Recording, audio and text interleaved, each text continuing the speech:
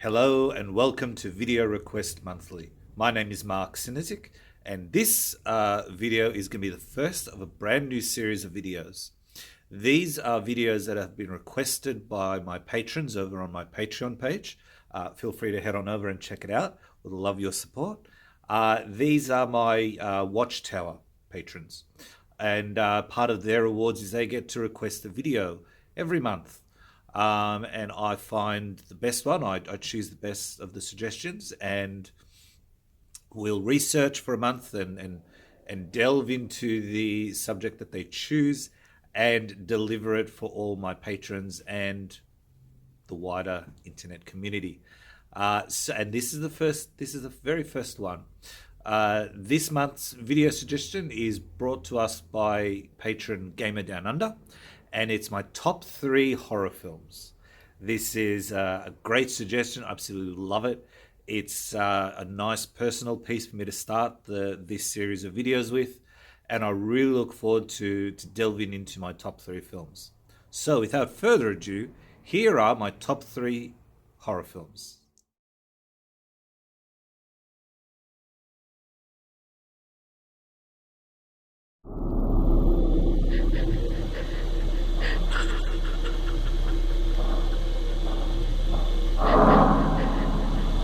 I just want to apologize to Mike's mom and Josh's mom and my mom.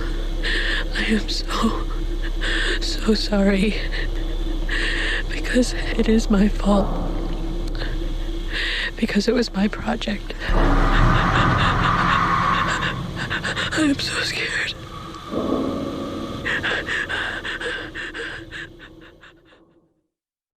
Number 3 kicks off with The Blair Witch Project. This was a film that came out in 1999 and was made for about 60,000 US dollars. It went on to gross $248.6 million. By far, I think at the time it was the most profitable horror film, at least, that had ever been made. Surely, I think it's been surpassed by now. But what a great horror film. Definitely well worth my top 3. The atmosphere was perfect. It was creepy. It was unsettling. The marketing was 1989 Batman level perfection of marketing. They convinced everyone that that film was real, that was a genuine, this was genuine footage, found footage of the last days of these 3 students.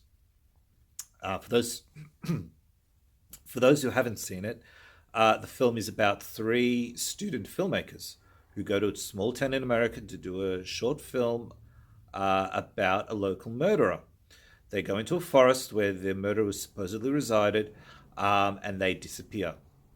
Now, what we see is the footage of those days of research and filmmaking, and we are presented with their descent into terror and madness, and it's brilliantly done. It is so good, such a great film, great atmosphere, great performances. Stars Heather Donahue, I believe her name is, and she's magnificent. She is the lead, and she really holds the piece together. It is fantastic to watch. She's bold, decisive, totally in control, um, and that's the great starting spot for any character, because invariably, as the terror and the horror is unleashed upon this character, we see their descent, and we see that with her character as well. Um, so it is a brilliant film, great film. If you haven't seen it, definitely go see it. There's a reason it's in my top 3. It was the only. It's been the only film where I saw it at the cinema and I had to actually leave. It was so unsettling. I was feeling ill. I felt like I was going to throw up. Like I was so drawn into the piece. I had to leave. So, I mean, it was 99. I was quite young. But still, what a great thing to have. So, highly recommend. Definitely go see it. The Blair Witch Project is my number 3 top horror film.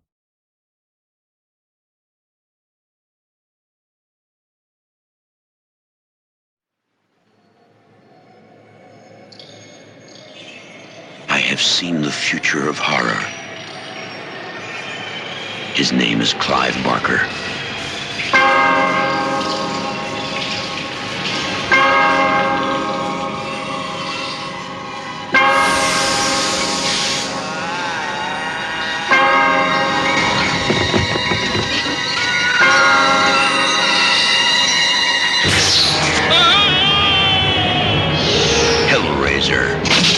Beyond any terror you have imagined.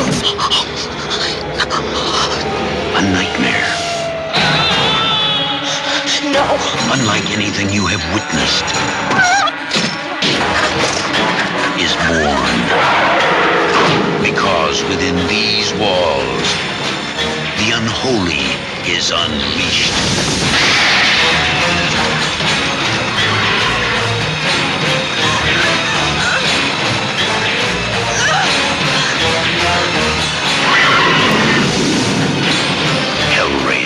A film by Clive Barker.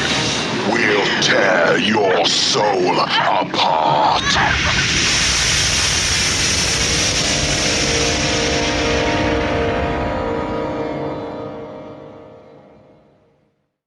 Number 2, Hellraiser. Released in 1987 for a budget of $1 million, Hellraiser went on to gross $14 million at the box office. Pretty impressive. Visually stunning. Brought S&M to the horror scene. This was a film that introduced us to the world of the Cenobites. Now, the film itself is about a sexual deviant called Frank Bradley, I think his name is. And he's drawn into hell, basically, when he discovers a puzzle box. And he solves the puzzle box. But when you solve this puzzle box, it opens the gateway to hell, and the Cenobites emerge who have such sights to show you. And they show him. They show him so much he crawls his way out of hell and convinces his brother's wife to help him lure men back to the apartment where they live so he can consume their blood and regenerate himself. The piece goes on from there, and his niece soon battling to survive the horrors that are being unleashed.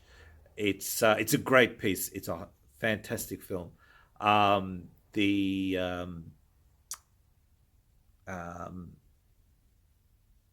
set pieces are the Cenobites themselves. They are truly some of the most iconic horror icons. If you're familiar with the horror scene, I highly doubt that you haven't seen them. You might not have seen the film, but you've definitely seen images of them. As you saw in the trailer, you know what they look like by now if you're watching this video. Truly a fantastic horror film, very unsettling. The chains and the hooks and the ripping of the flesh. I mean, this is really a gut test, precursor to Rob Zombie's horror films, who really delves into sort of torture and agony, and do you have the gut strength to sort of sit through this and see the absolute nail ripping horror that you're about to be subjected to. Definitely well worth being on the list. It's my number 2. I loved it. Stars Andrew Robinson, who was the first killer in the Dirty Harry series. He also played the Cardassian Garak on Deep Space Nine, Star Trek Deep Space Nine. And he is as magnificent in Hellraiser as he is in those productions. So if you're a fan of him, go see it for that. If you're a fan of good horror, go see the film, because just overall it's just a fantastically creepy, unsettling piece. A fantastic way to spend a evening scaring yourself silly.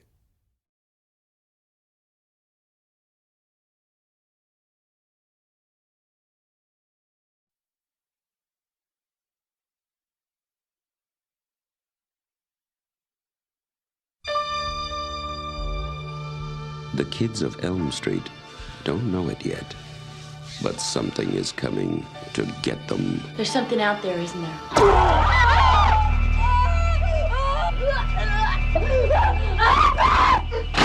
You could just see cuts happen. What did that, Lieutenant? I don't know. Tina! What's the coroner got to say? He's in the jar and puking since he saw it. They're gonna kill me for sure. Did you do it? There was somebody else there. He was locked in a room with a girl who went in alive and came out in a rubber bag. No one knows where it came from or who it will visit next. Nancy? There's something wrong with you. You're imagining things. Nightmare on Elm Street. Do you believe in the boogeyman? No. Whatever you do, don't fall asleep. No! She's the only one who can stop it. If she fails, I'm your boyfriend now, Nancy. no one will survive. Help me, please!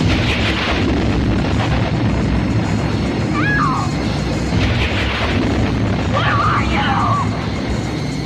From Wes Craven, director of The Hills Have Eyes and Last House on the Left, a new masterpiece in fantasy terror, Nightmare on Elm Street.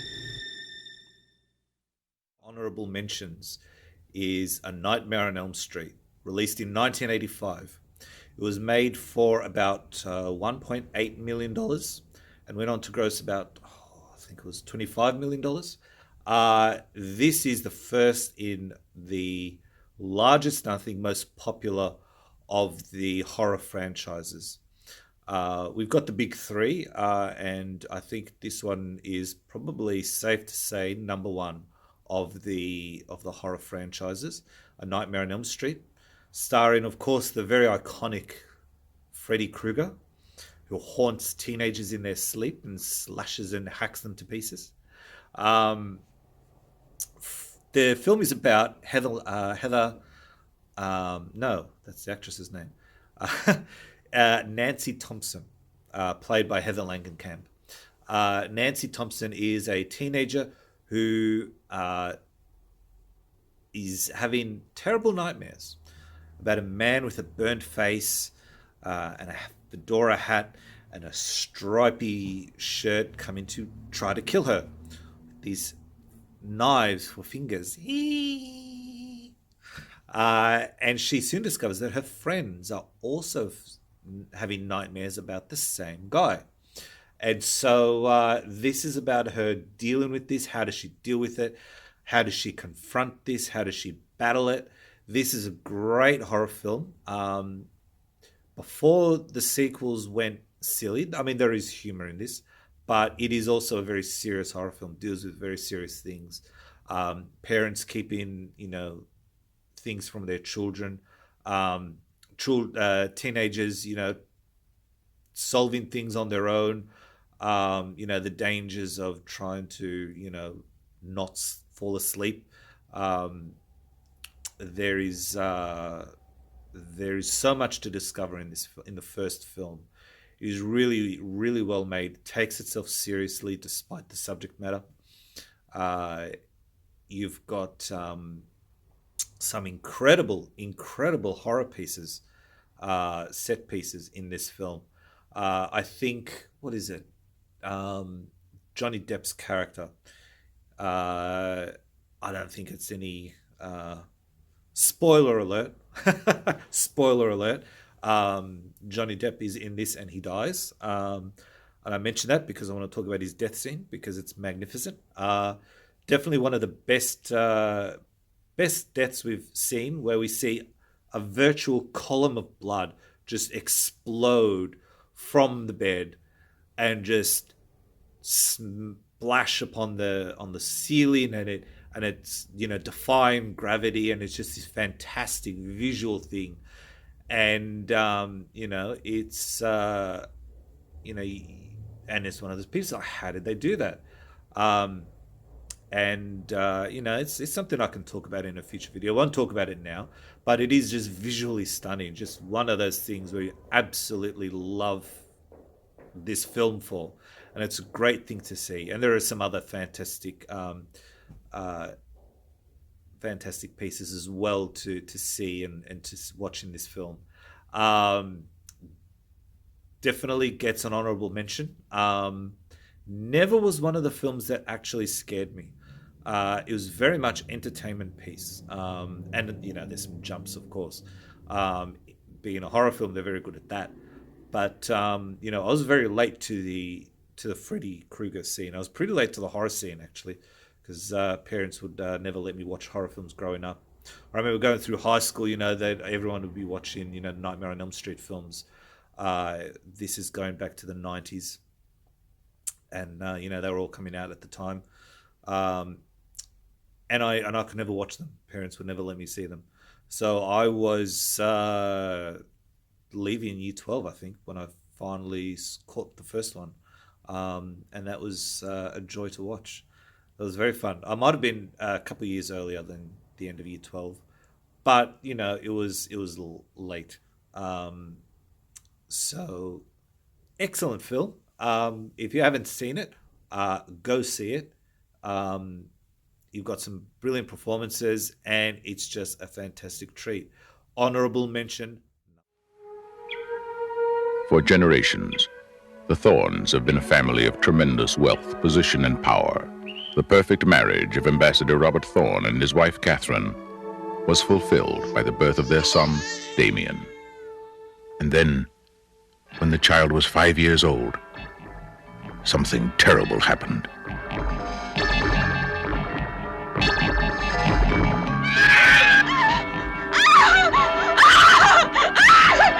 And then it happened again.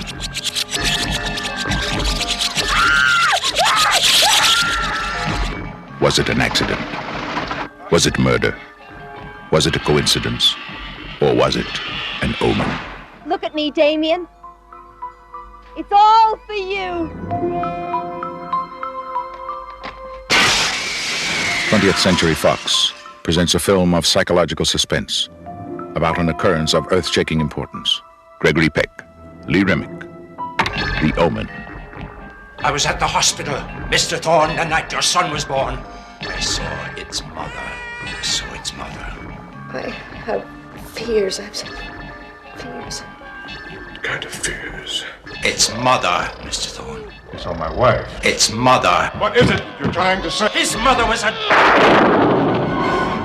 This is not a human child. Make no mistake. There are those who will die for him.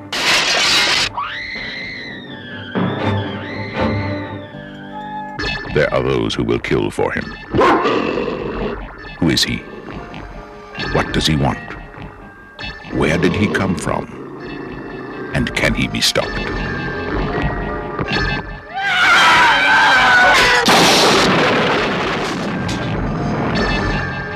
Gregory Peck, Lee Remick, The Omen.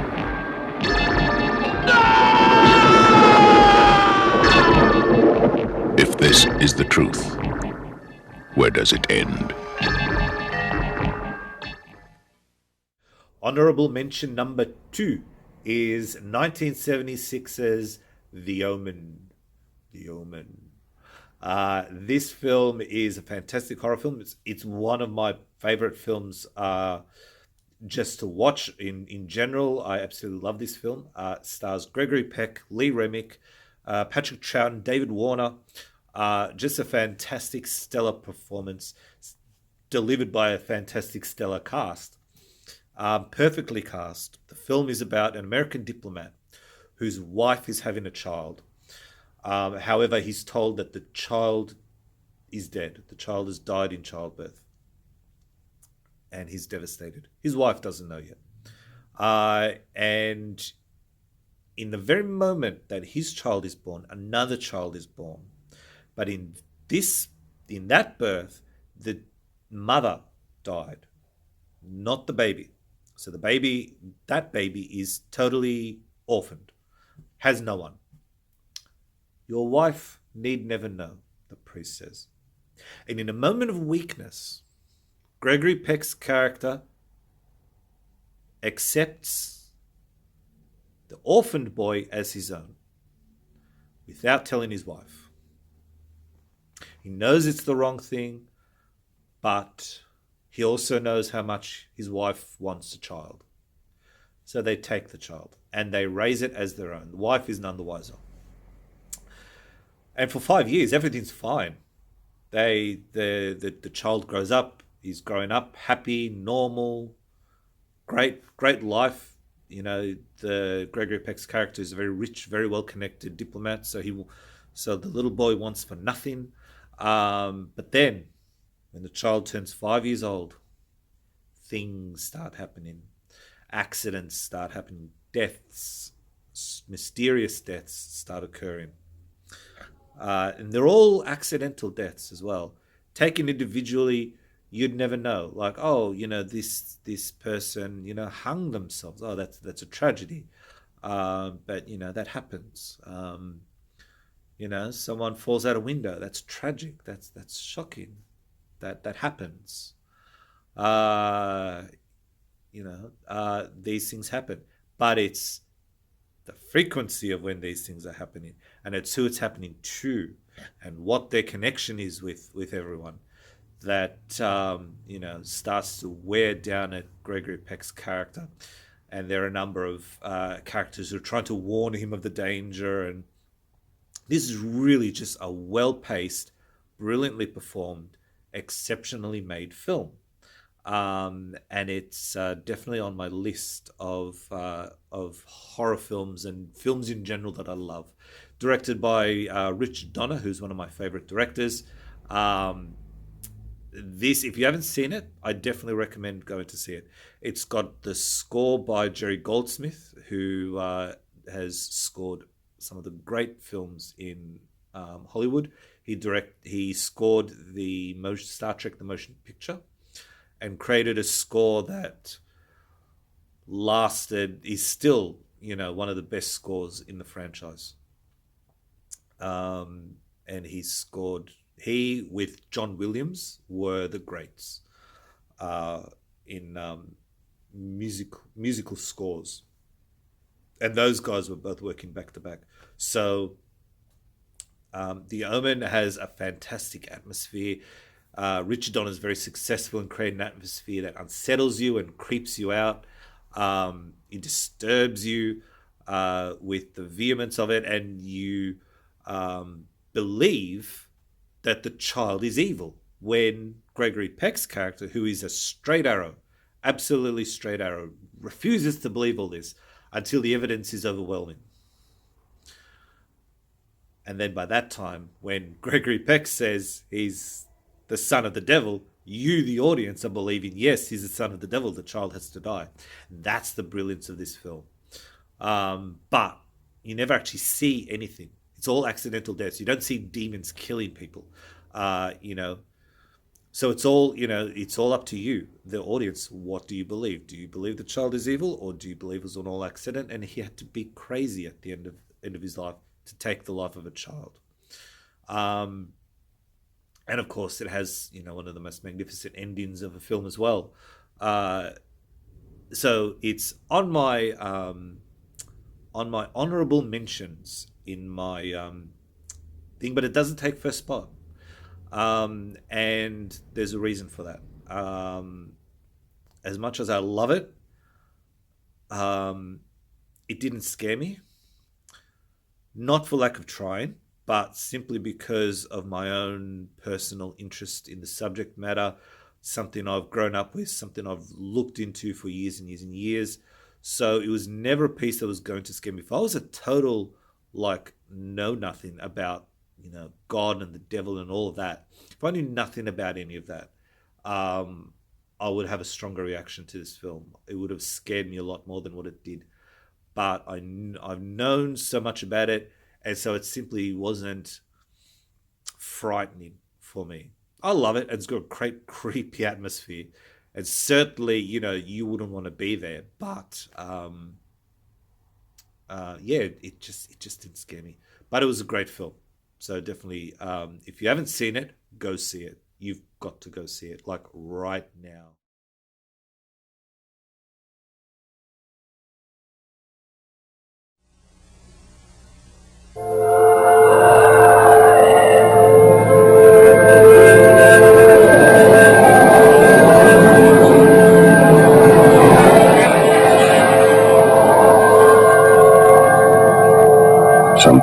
beyond comprehension is happening to a little girl on this street, in this house. A man has been sent for as a last resort to try and save her.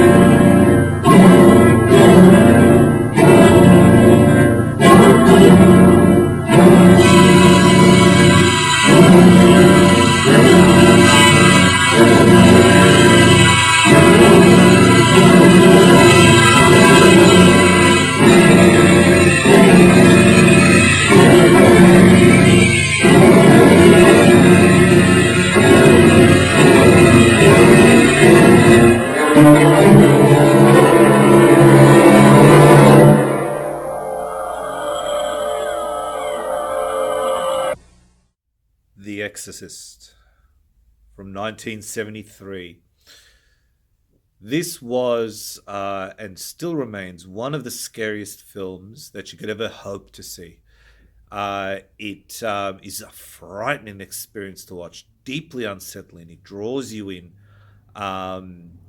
unsuspecting. The pacing is brilliant, and it's been described as very documentary-like, and that's where its power as a horror film comes from. And they're not wrong. It definitely has a very documentary style feel to it, which just adds to the realism of the piece of what we're dealing with here. So this film, for those reasons, is why I've chosen it for my number one. I watch it and it still deeply disturbs me.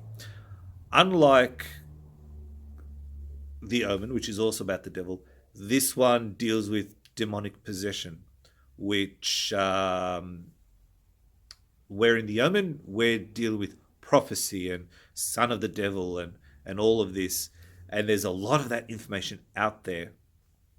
When we deal with demonic possession, there is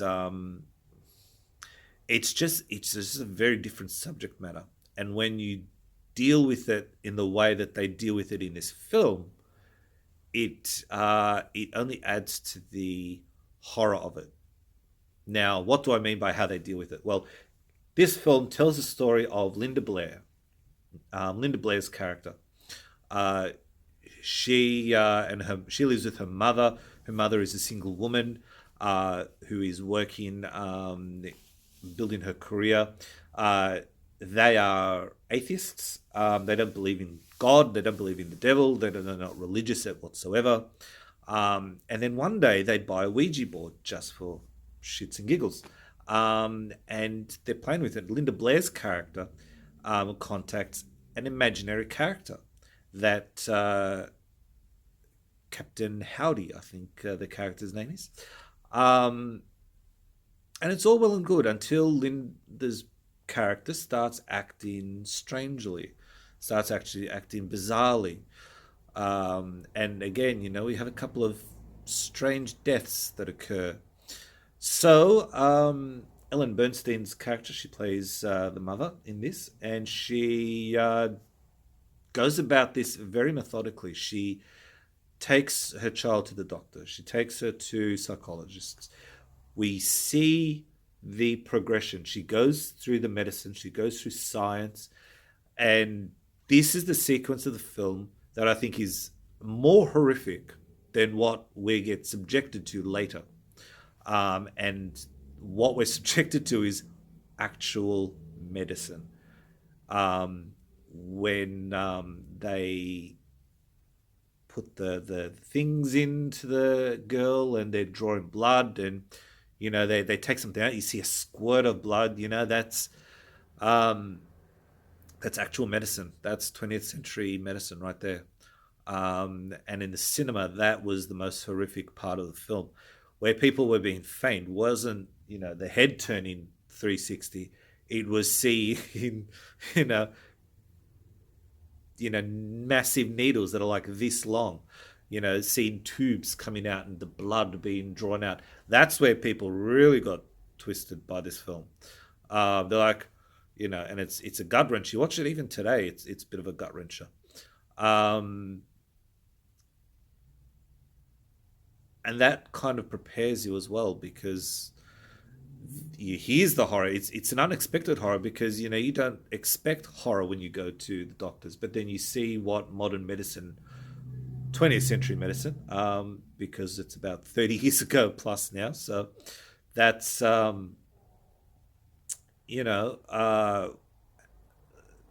that's some pretty horrific stuff right there. And at the end of all of these experiments, she's only getting worse. The poor girl, 14-year-old girl, is just getting worse and worse and worse. And at one point, the doctors just throw up their hands and say, there's nothing medically wrong with her. And that's where the true horror begins, because you're like, something seriously bloody wrong with this girl. What's going on? And I think it's one of the doctors suggests she doesn't need a doctor. She doesn't need a psychiatrist. She needs a priest. Go see a priest. And that turns out to be the mother's last resort. She finally turns to the church, and the church investigates and realizes that this is an honest-to-God demonic possession. And in comes Father Merrin, played by Max von Sydow. In fact, his arrival in the film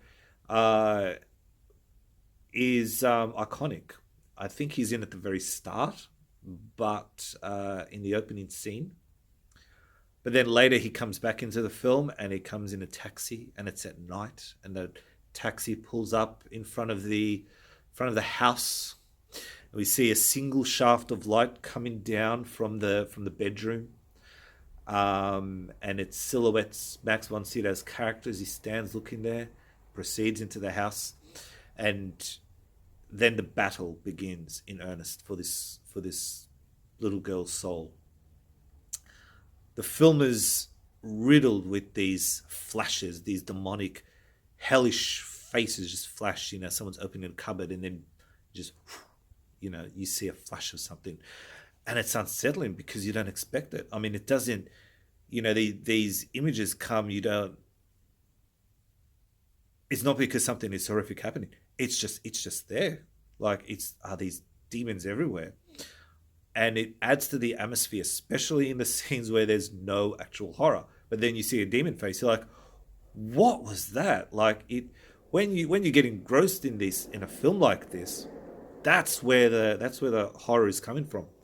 So, it's for things like this that The Exorcist is my number one horror film. It is unsettling to watch even today. And we're talking 2019 smartphones.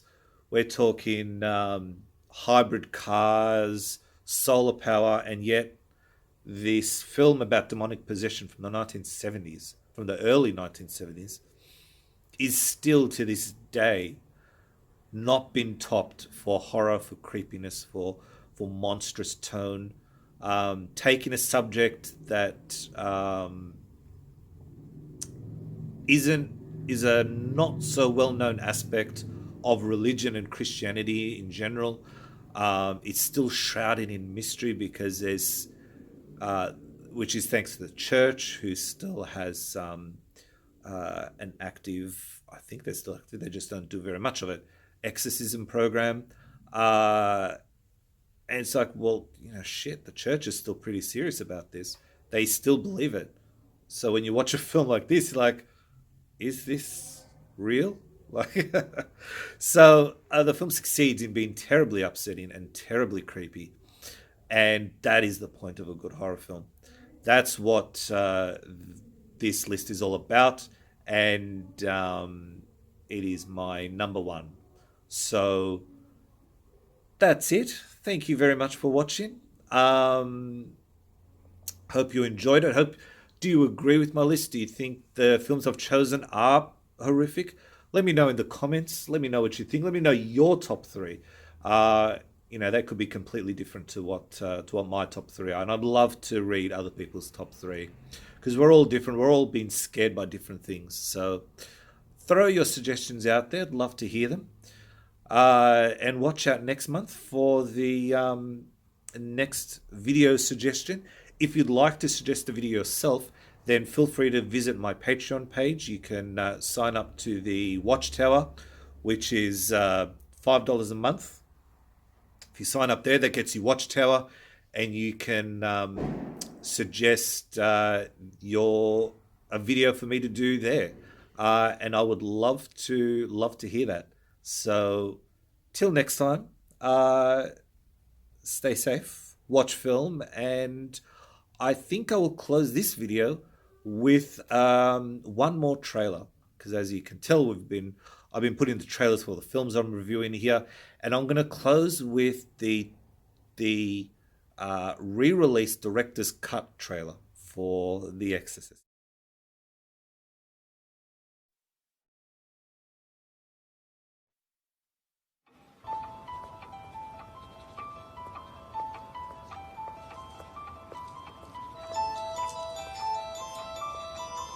What'd you do today?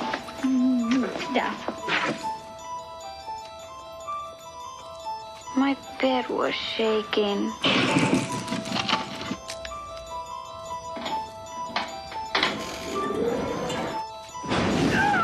Do you think I should take her to a psychiatrist? The problem with your daughter is not her bed. It's her brain.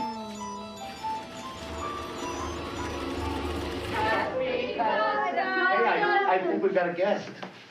You're gonna die up there.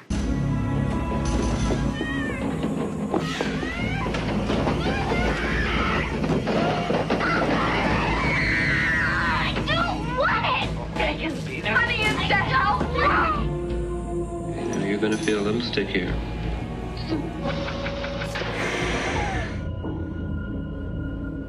Why this girl doesn't make sense. Please, take it down! It's burning! Take it! You tell me you know for a fact that an exorcism wouldn't do any good. You tell me that! The soul is mine! You know what she did?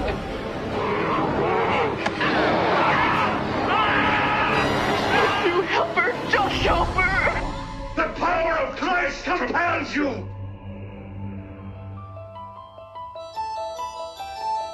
The beginning of the film, I went to Billy and I said, this is something special.